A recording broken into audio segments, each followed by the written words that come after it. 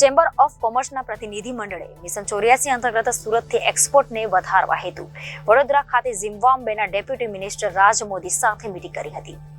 The southern Gujarat chamber of commerce and ઇન્ડસ્ટ્રીના પ્રમુખ રમેશ વઘાસિયાની આગેવાનીમાં મિશન 84ના કોઓર્ડિનેટર સંજય પંજાબી, મિશન 84ના સીઈઓ પરેશ ભટ્ટ તથા મિશન 84ની કોર કમિટીના સભ્યો કોમલ કુમાર શાહ, અરવિંદ બાબાવાલા અને દેવાંગ રાવ સહિત ચેમ્બર ઓફ કોમર્સના પ્રતિનિધિ મંડળે બુધવાર તારીખ 14 ફેબ્રુઆરી 2024ના રોજ સાંજે 4 કલાકે hotel Mercury Surya palace Vadodara ખાતે એમ્બેસી ઓફ રિપબ્લિક ઓફ ઝિમ્બાબ્વેની મિનિસ્ટ્રી ઓફ ઇન્ડસ્ટ્રી એન્ડ કોમર્સના deputy minister Raj Modi, deputy head of mission, head of chancery Peter Hobwani અને ઇકોનોમિક્સ એન્ડ કોમર્સના એડવાઇઝર નાશીભાઈ સાથે મીટિંગ કરી હતી.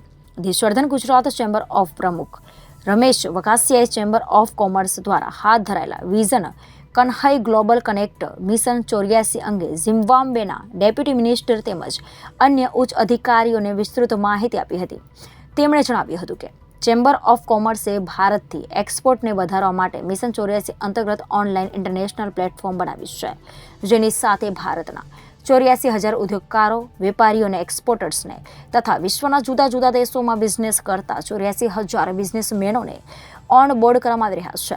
ભારતની 84 ચેમ્બર ઓફ કોમર્સને તથા વિશ્વના જુદા જુદા 84 દેશોની ચેમ્બર ઓફ કોમર્સને પણ આ ઓનલાઈન ઇન્ટરનેશનલ પ્લેટફોર્મ પર લાવવા મિટિંગો થઈ રહી છે.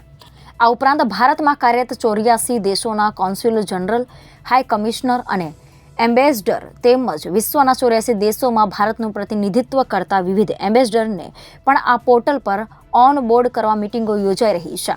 તેમણે ભારત તથા ઝિમ્બાબ્વેની અર્થવ્યવસ્થાને વધુ મજબૂત કરવા તેમજ પરસ્પર દ્વિપક્ષીય વેપારને વધારવા હેતુ મિશન 84ની સાથે જોડવા તેમજ તેમના દેશના બિઝનેસમેનોને તેના ઓનલાઈન ઇન્ટરનેશનલ પોર્ટલની સાથે ઓન બોર્ડ થવા માટે પ્રયાસ કરવામાં અનુરોધ કર્યો હતો. તદુ ઉપરાંત તેમણે તેઓને તેમના માર્ગદર્શનમાં તેમના દેશના બિઝનેસમેનોના ડેલિગેશનને સુરત ખાતે ચેમ્બર ઓફ કોમર્સ તથા દક્ષિણ ગુજરાતના ઉદ્યોગ ધંધાઓની મુલાકાત અર્થે તેમજ 1-to-1 બિઝનેસ મીટિંગ માટે આમંત્રણ આપ્યું હતું, જેનો ઝિમ્બાબ્વેના ડેપ્યુટી મિનિસ્ટરે સહર્ષ સ્વીકાર કર્યો હતો.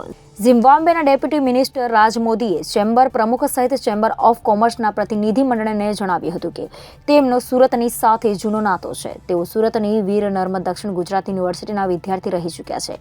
તેમણે જણાવ્યું હતું કે ઝિમ્બાબ્વેમાં સોલાર, એગ્રીકલ્ચર, ટેક્સટાઇલ અને ઓટોમોબાઈલ ક્ષેત્રે બિઝનેસની વિપુલ પ્રમાણમાં તકો રહેલી છે. આથી તેમણે સુરતના ઉદ્યોગકારો, વેપારીઓ અને નિકાસકારો મિશન 84 અંતર્ગત સંબંધિત ક્ષેત્રોની વિવિધ પ્રોડક્ટને એક્સપોર્ટ કરી શકે તેમ જણાવ્યું હતું.